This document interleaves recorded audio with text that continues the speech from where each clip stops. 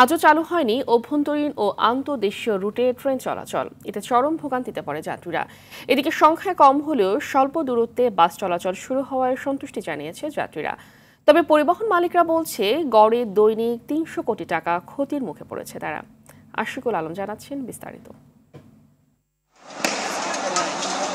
শিক্ষার্থীদের কোটা সংস্কার আন্দোলনকে কেন্দ্র করে রাজধানী সহ দেশজুড়ে সহিংসতা চালায় দুর্বৃত্তরা।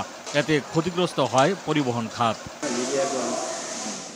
১৯ জুলাই থেকে বন্ধ রয়েছে ট্রেন চলাচল। কবে নাগাদ শুরু হবে তা নিয়ে রয়েছে অনিশ্চয়তা।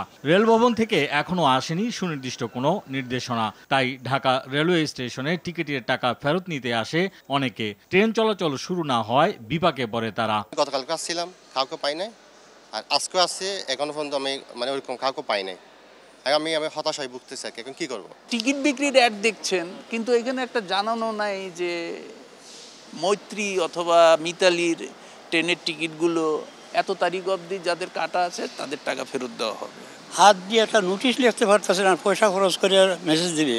আমি কলকাতা যাব, আমি ডাক্তার দেখানোর জন্য, আমার অ্যাপয়েন্টমেন্ট আছে 2 তারিখে। তারা বললেন যে না, আপাতত ট্রেন সুবিধা চালু হওয়ার সম্ভাবনা খুব ক্ষীণ। আন্তনগর ট্রেনের টিকিটটা কেউ দিতে পারবে না, আন্তনগর টিকিটের কেউ উত্তর দিতে পারবে না, কেউ নাই।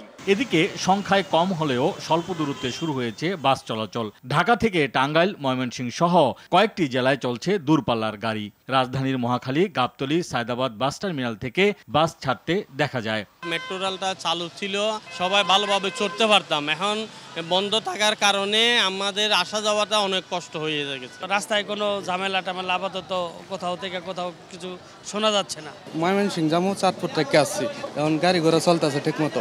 মহাখালী বাস টার্মিনাল সড়ক পরিবহন মালিক সমিতির সভাপতি মোহাম্মদ আবুল কালাম জানান, দেশে পরিবহন সেক্টরের ৭০ লাখ শ্রমিক সহ পরিবহন মালিকরা প্রতিদিন গড়ে ৩০০ কোটি টাকার ক্ষতির মুখে পড়ে।